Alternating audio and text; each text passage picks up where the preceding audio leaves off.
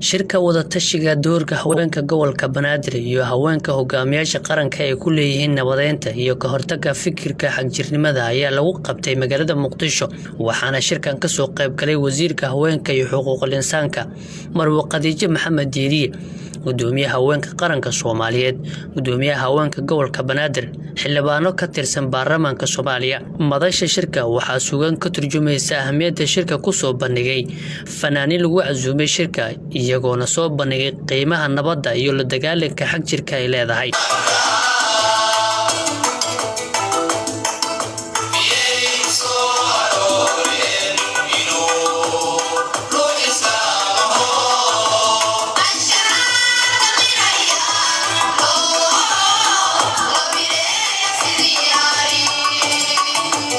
ugu hore waxaa munaasabada hadal ka jeediyay gudoomiyaha ururka haweenka gobolka Banaadir Jawaahir Barqad iyo gudoomiyaha haweenka qaranka Soomaaliyeed Batuule Axmed Kabale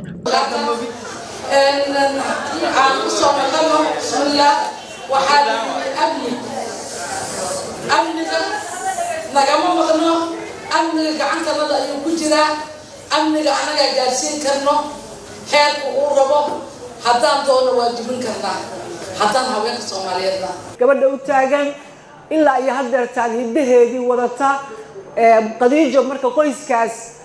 runtii aan ku tilmaami karo inay yihiin hero ama geesiyaal ayay ka soo jeedaa waana tan keentay inay noqoto wasiir aan dhicin inta ay nooshahay ilaahay idankii annagana waxaan nahay gabdhaha Soomaaliyeed oo mudane wasiir ku garab taagan diyaar u ah inay kula shaqeeyaan qaar ka mid ah xildhibaanada haweenka ah ee baarlamaanka Soomaaliya ka tirsan ayaa sheegay in ay mar walba muhiim u yihiin haweenka Soomaaliyeed nabadda iyagoo qayb ka qaatay nabadeynta bulshada Soomaaliyeed muddadii ay socdeen dagaaladii sokeeye intii uu socday shirka waxaa laga soo saaray warmurtiyeed ka kooban 6 qodob ugu dambeyn wasiirada haweenka qaranka Soomaaliyeed Marwo Khadiija Maxamed Diiriye ayaa sheegtay inay aad ugu faraxsan tahay shirkan sida qiimaha leh ee loo soo agaasimay waxaana ay ku baaqday haweenka Soomaaliyeed meel walba ay joogaan inay ka qayb qaataan nabadeynta iyo fikirka guraacan ee xagjirnimada sidii looga hortagi lahaa waxaan rabaa fursadan inaan uga faa'iideysto horta shalay imtixaankii ay ku guuleysteen shahaadiga ahaa arday Soomaaliyeed oo uu noqdo ardaygii ugu horeeyay hooyo duruuf adag ku soo wax bartay inuu noqdo qaalid oo hooyadiis ay dhinac taagan sidaas la mid ah waxaan rabaa mar kale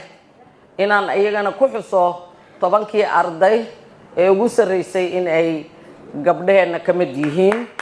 Fadumo Shukri Huda iyo Naima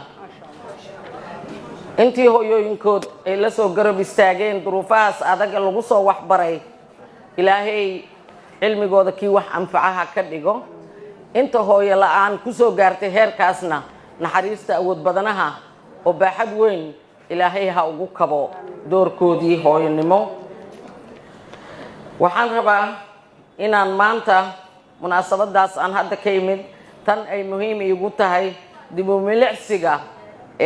doorka haweenka oo ah mid aad